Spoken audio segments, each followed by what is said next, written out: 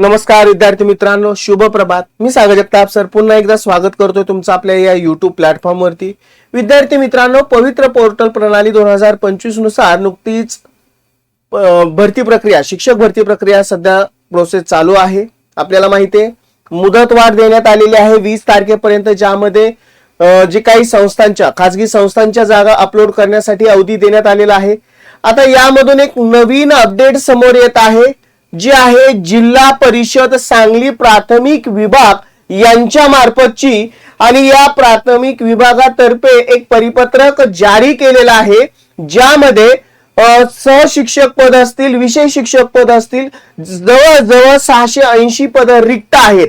आणि त्यामध्ये असं नमूद केलेलं आहे की साधारणतः 2 ते 3 महिन्याचा अवधी लागू शकतो या भरती प्रक्रियेला पूर्णत्वाकडे नेण्यापर्यंत.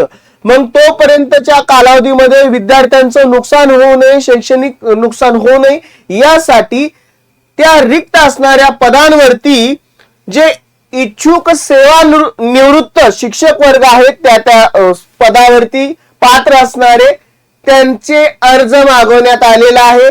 बघा विद्यार्थी मित्रांनो, यातली हायलाइट करण्याजोगी गोष्ट अशी की तिथं सरळ सरळ नमूद केलेलं आहे 2 ते 3 महिन्याचा अवधी लागू शकतो. एकतर विद्यार्थी मित्र बऱ्याच दिवसापासून वाट पाहतायत कधी एकदाची या मुदतवाढीतून सुटका होईल आणि प्रत्यक्षात भरती प्रक्रिया कधी राबवली जाईल.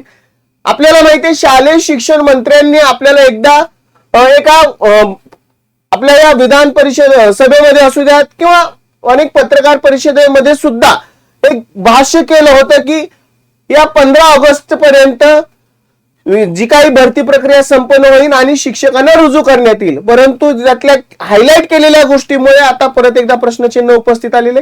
काय आहे परिपत्रक जाणून घेऊयात. व्हिडिओ शेवटपर्यंत नक्की पहा. माहिती कशा संदर्भात आहे, उपयुक्त अशी आहे. तुमचं याबाबत काय मत आहे कमेंट बॉक्स थ्रू जरूर कळवा. आवडलं असेल लाईक करा. चॅनलला नवीन असाल तर चॅनलला सबस्क्राईब करायला विसरू नका. विद्यार्थी मित्रांनो, टीईटीचा पेपर फुटला, कधी पेपर होतोय याची प्रत्येक विद्यार्थी मित्र आतुरतेने वाट पाहतायत. त्या कालावधीमध्ये विद्यार्थ्यांचं शैक्षणिक नुकसान होऊ नये, त्यांच्या अभ्यासामध्ये खंड पडू नये, यासाठी बाळासाहेब शिंदे सरांची जी ऑनगोईंग गुरुवारी 1.0 बॅच आहे ती आपण रेकॉर्डेड स्वरूपात विद्यार्थी मित्रांना अगदी माफक दरामध्ये 999 रुपयाला आपण उपलब्ध करून दिलेली आहे, ज्यामध्ये तुम्हाला मार्गदर्शन बाळासाहेब शिंदे सरांचं आणि त्यांच्या समेत महाराष्ट्रातील सर्वोत्तम टीम तुम्हाला मार्गदर्शक म्हणून लाभत आहे. लवकरात लवकर बॅच परचेस करा. कॉन्टॅक्ट नंबर दिसतोय त्याच्यावरती कॉल करा आणि बॅच विषयी सर्व डिटेल जाणून घ्या. नक्कीच तुम्हाला ही बॅच तुमचं पात्रता धारण करून घेण्याचं स्वप्न प्रत्यक्षात पूर्ण करेन, यात ते मात्र शंका नाही. जाऊयात आलेल्या महत्वपूर्ण अशा अपडेट कडे. काय आहे ती अपडेट जाणून घेऊयात. बघा, सांगली जिल्हा परिषद सांगली प्राथमिक शिक्षण विभाग यांच्या मार्फत जारी केलेलं हे परिपत्रक. कालची तारीख दिसते 17/7/2026. प्रति गट शिक्षण अधिकारी पंचायत समिती सर्व विषय आताच नमूद केलेल्या पद्धतीने कंत्राटी सेवानिवृत्त शिक्षक नेमणुकीबाबत त्यासाठीचा असणारा संदर्भासाठीचे विविध तुम्हाला शासन निर्णय दिसतायत, दिनांक दिसतायत, पत्रक दिसतायत. प्रत्यक्षात काय माहिती आहे ती जाणून घेऊयात. उपरोक्त संदर्भीय विषयानुसार सध्या प्राथमिक शिक्षण विभाग जिल्हा परिषद सांगलीकडील उपशिक्षक व विषय शिक्षकांच्या जवळजवळ बघा किती जागा आहेत, 680 इतकी पदे रिक्त आहेत. तसेच आता ही गोष्ट आपल्यासाठी अत्यंत महत्वाची आहे. पवित्र पोर्टल भरती 2025 करिता 479 पदांची नोंद पवित्र पोर्टल वरती देण्यात आलेली आहे. जागा किती आहेत? 680.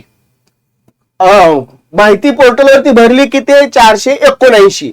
सदरची पदे साधारणतः आगामी बघा होऊ शकते म्हटलंय 2 ते 3 महिन्यात भरती होऊ शकते. म्हणजे अजूनही आपल्याला शक्य अशामध्ये देत आहे 2 ते 3 महिने. तोपर्यंत विद्यार्थ्यांचे शैक्षणिक नुकसान होऊ नये याकरिता या कार्यालयाकडे संदर्भ क्रमांक 1 ते 3 च्या शासन निर्णय परिपत्रकानुसार काय केलेलं आहे 455 कंत्राटी सेवानिवृत्त शिक्षकांची तात्पुरती म्हणजे 680 जरी पद असली तरी 455 कंत्राटी सेवानिवृत्त शिक्षकांची तात्पुरती नियुक्ती करण्यात आलेली आहे. तथापि सध्या अजूनही काही शाळांवरती शिक्षकांची पदे रिक्त असलेले विद्यार्थ्यांचे शैक्षणिक गैरसोय होत आहे. तरी या पत्राद्वारे आपण खालील बाबी सूचित करण्यात येते. त्यानुसार संदर्भ क्रमांक 4 नुसार आलेल्या कंत्राटी सेवानिवृत्त शिक्षकांऐवजी आणखीन काही जागा रिक्त असतील आणि त्या जागी काही सेवानिवृत्त शिक्षक शैक्षणिक कार्य करण्यास तयार असतील अशा सेवानिवृत्त शिक्षकांचे मागणी अर्ज आपल्या स्तरावर घेऊन छाननी करण्यात यावेत व पात्र सेवानिवृत्त शिक्षकांची कंत्राटी पदावरती नियुक्तीसाठीची यादी कार्यालयाकडे मंगळवार दिनांक कधीपर्यंत तारीख दिली 21/7/2026 पर्यंत सादर करण्यात यावी. तत्पूर्वी सदर यादी आपणास स्वतः जबाबदार प्रतिनिधी मार्फत संबंधित जिल्हा परिषद प्रभागाच्या सन्माननीय सदस्य महोदयांना दाखवून अंतिम करून घ्यावी. तसेच एकदा यादी दिल्यानंतर वारंवार त्यामध्ये बदल करण्यात येऊ नये.